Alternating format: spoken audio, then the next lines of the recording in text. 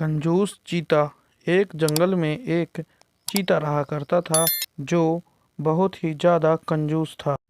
वह अपने शिकार के टुकड़ों को कई हफ्तों तक खाया करता था, जिससे उसे शिकार करने की ज़रूरत नहीं पड़ती थी। और वह जिससे अधिक भोजन न करने के कारण उसका शरीर निरंतर कमज़ोर होता जा रहा था।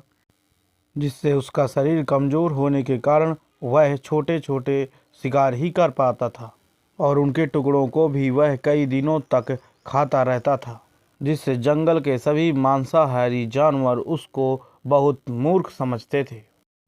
एक दिन जंगल में जब कुछ जंगली जानवर एक दूसरे से बात कर रहे थे तो बाघ कहता है कि क्या हुआ, आज तुम अपने उस दोस्त के साथ शिकार करने नहीं गए हो? और ज्यादातर तुम दोनों अकेले ही शिकार करने जाते हो, उसको क्यों नहीं ले जाते हो? तो लोमड़ी ने कहा, अरे बाघ भैया, आपको पता नहीं है क्या, वो अब बहुत कंजूस है। वो अपने भोजन को कई दिनों तक खाता है और ज़्यादा शिकार करने भी नहीं जाता है, जिससे उसका शरीर कमज़ोर हो गया है। ये पूरी बात वो जानवर आपस में कर रहे होते हैं। अगले दिन जंगल में एक राजा का सैनिक आया हुआ होता है जो एक हिरन की तलाश में होता है। तो वह सैनिक खड़ा होकर सोचता है कि आज मुझे एक शिकार करना होगा जिससे मैं महाराज की नज़रों में बहादुर बन सकूं, जिससे महाराज मुझे अपना प्रिय मंत्री बना ले। ऐसा कहकर वह जंगल की ओर चला जाता है और थोड़ी ही देर चलने के बाद वह जंगली जानवरों के क्षेत्र में पहुंच जाता है। वह उस स्थान पर पहुंच जाता है जहां पर एक हिरन चारा खा रही होती है। तभी वह दूर खड़ा होकर सोचता है कि अगर मैं इस हिरन का शिकार कर लूं तो महाराज मुझसे बहुत खुश हो जाएंगे और मुझे अच्छा इनाम और एक पद जरूर देंगे। मुझे किसी न किसी तरह इसका तो शिकार करना ही होगा। ऐसा कहकर वह उस पर अपनी तलवार से हमला करता है, जिससे उस तलवार से उसको चोट लग जाती है, जिससे गुस्सा होकर हिरन उस पर ही हमला बोल देता है। परिणाम स्वरूप वह सैनिक भी मारा जाता है और उस घाव के कारण वह हिरन भी मर जाती है। और थोड़ी देर में वहाँ पर वह कंजूस चीता आ जाता है और वह उन दोनों को देखता है और सोचता है कि आज तो मेरी मौज हो गई, अब मुझे कई दिनों तक शिकार करने की जरूरत नहीं पड़ेगी और मजे से इस भोजन का मैं आनंद लूंगा। तभी उसे वहीं पर पड़ी हुई एक तलवार दिखती है जिस पर हिरन का एक मांस का टुकड़ा लगा होता है।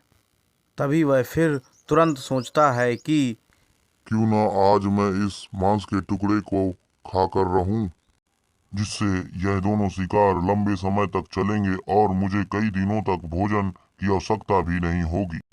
यह सोचकर वह तलवार पर लगे मांस के टुकड़े को खाने लगता है और यह भूल जाता है कि वह तलवार बहुत तेज होती है, जिससे वह तलवार उसके मुंह में लग जाती है, जिससे वह अपनी बेवकूफ़ियत और कंजूसी के कारण मारा जाता है, जिससे अधिक कंजूसी का परिणाम अच्छा नहीं होता है। एक दिन एक पेड़ के नीचे एक सन्यासी बैठे हुए थे जिनको बहुत प्यास लगी हुई थी, परंतु वृद्धावस्था होने के कारण वे खुद चलकर पानी नहीं पी सकते थे। थोड़ी ही देर में वहाँ से एक जेब्रा गुजरता है। जब जेब्रा उन सन्यासी बाबा को देखता है तो उनसे पूछता है कि प्रणाम बाबा, आपको पता नहीं है क्या कि यहाँ पर बहुत खूंखार जंगली जानवर रहते हैं? आप यहाँ पर क्या कर रहे हैं? इतना कहते ही साधु बाबा बोलते हैं कि बेटा, मुझे बहुत प्यास लगी हुई है, इसलिए यहाँ पर मैं बैठा हुआ हूँ। वृद्ध होने के कारण मैं खुद जाकर पानी भी नहीं पी सकता, तुम ही मेरी मदद कर सकते हो। यह सुनकर जेब्रा बोलता है कि क्यों नहीं बाबा, मैं आपको ज़रूर पानी पिलाऊंगा। इतना कहकर जेब्रा तालाब की ओर चला जाता है और थोड़ी देर में वह पानी बाबा को लाकर पिला देता है, जिससे बाबा बहुत खुश होते हैं और कहते हैं कि बेटा, मैं तुम्हारी सेवा से बहुत प्रसन्न हुआ हूँ, मांगो, क्या मांगना चाहते हो तुम? इतना सुनकर जेब्रा सन्यासी बाबा से कहता है कि बाबा, मैं इस जंगल का राजा बनना चाहता हूँ, ताकि मुझसे सभी जंगली जानवर डरे और मैं उन सब पर अपनी हुकूमत कर सकूं। यह सुनकर बाबा बोलते हैं कि बेटा, ये क्या तुम मांग रहे हो? जानते हो इससे तुम बहुत बड़ी समस्या में पड़ सकते हो। तुम चाहो तो और कुछ मुझसे मांग लो, वो मैं तुम्हें दे दूंगा। परंतु जेब्रा अपनी बात पर दृढ़ रहा। वह और कुछ नहीं चाहता था। इसलिए सन्यासी बाबा ने कहा कि ठीक है, तुम कल से इस जंगल के राजा होगे। सभी जंगली जानवर तुम्हारे आगे झुकेंगे। यह मैं तुम्हें आशीर्वाद देता हूँ। इतना कहकर वह वहां से चले जाते हैं।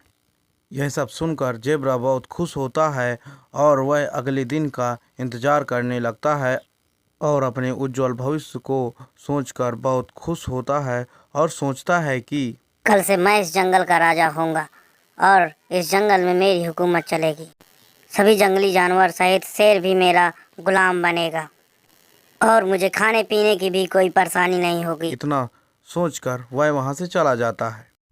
अगले ही दिन वह जेब्रा हिरन के पास पहुंचता है और दूर खड़ा होकर सोचता है कि आज से तो मैं इस जंगल का राजा बन गया हूँ।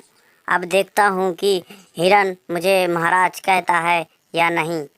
इतना सोचकर हिरन को वह आवाज लगाता है, जिससे बाबा के वरदान स्वरूप हिरन सहित सभी जंगली जानवर उसके गुलाम बन गए थे। इसलिए हिरन उसकी ओर देखता है और बोलता है कि प्रणाम महाराज, बताइए क्या सेवा कर सकता हूँ मैं आपकी।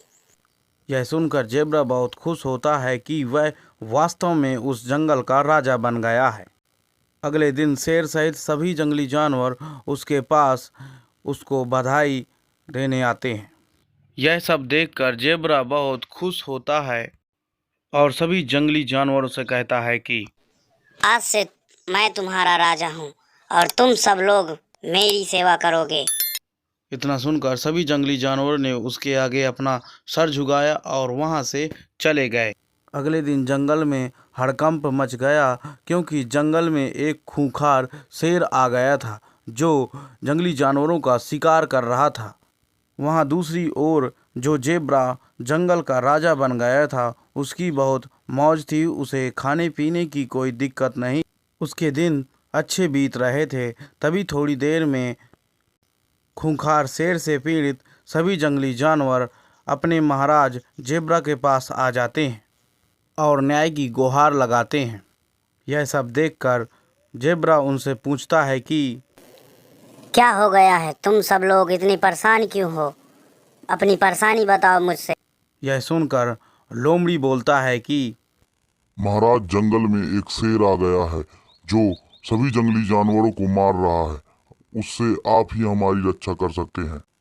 आपको कल उससे लड़ने जाना होगा। यह सुनकर जेब्रा बोलता है कि शेर कहाँ है? शेर को बुलाया जाए।